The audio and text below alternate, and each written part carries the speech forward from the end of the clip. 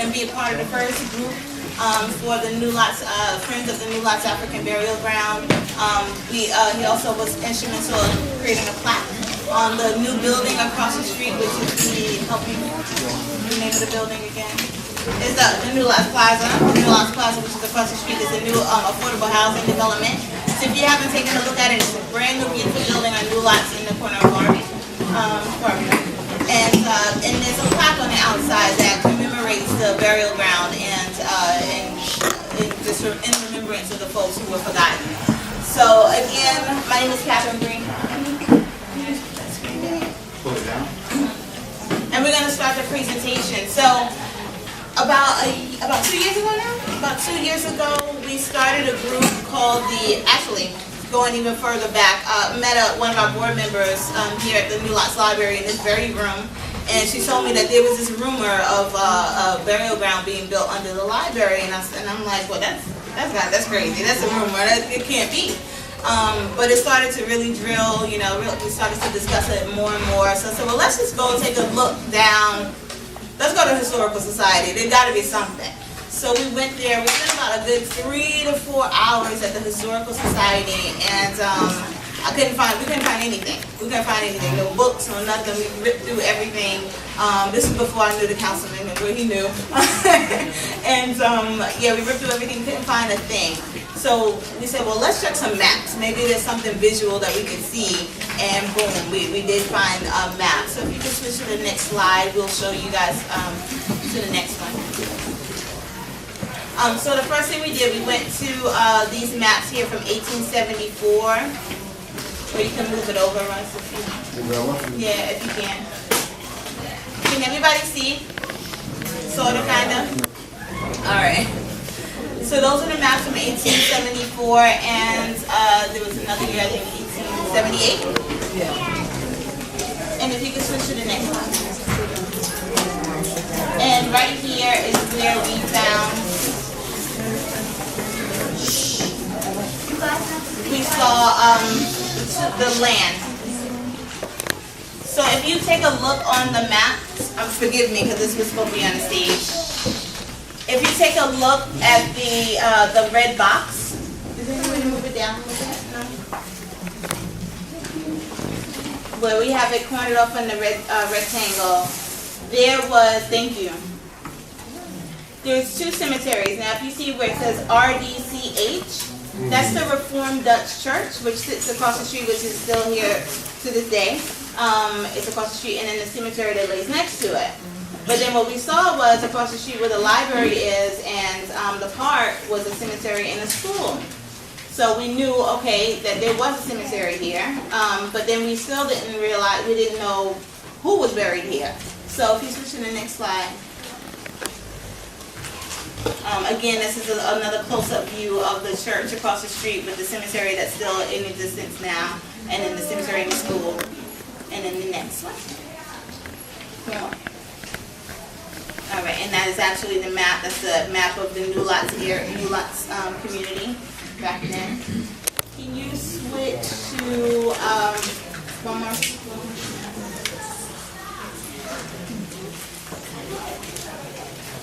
Okay, so once we found out that there was a cemetery here, I started to get really anxious. And I'm like, there has to be something that shows that there was actually black folks buried here, not just, just a cemetery plot.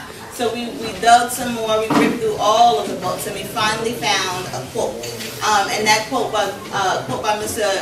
Isaac Skank. So Skank, you guys know where the farmer's market is, right on the corner. That is, if you can switch to the next slide, we found a quote.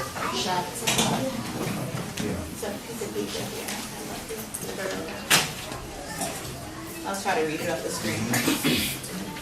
2 more. Okay. And this is Mr. Isaac Skank.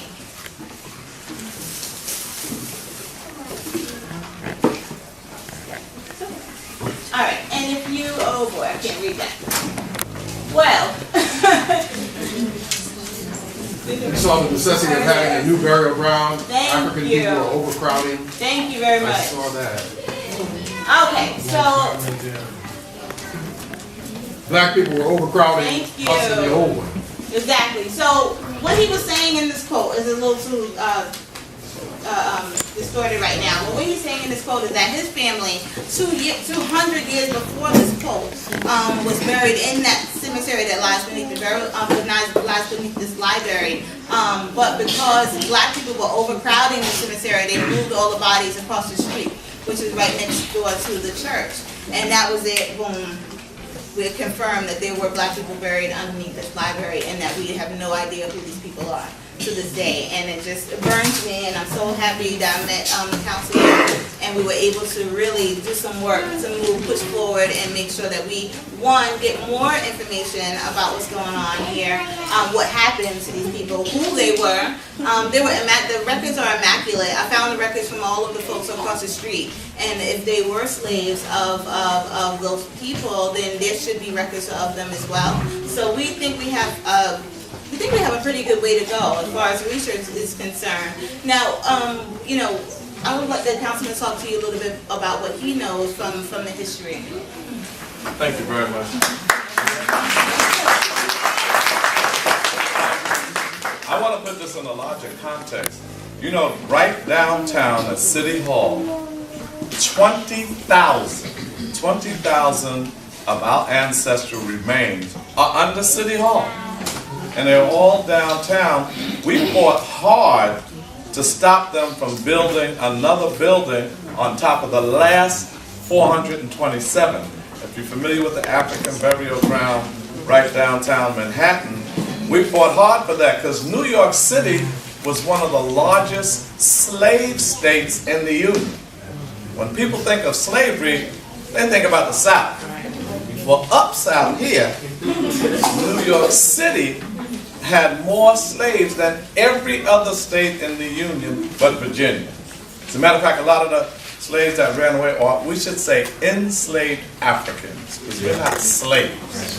We're Africans that Europeans enslaved. And we don't have any masters. Those are European slave drivers, or slave holders. We're not masters or somebody's subject. So we fought hard to say, stop the digging. And you also give the spirit of Sonny Abubadika Carson. He was a black activist, he died, but Sonny Carson, along with others, went down in the ditch and made them stop the excavation, and that's why we have a burial ground today. Let's give the spirit of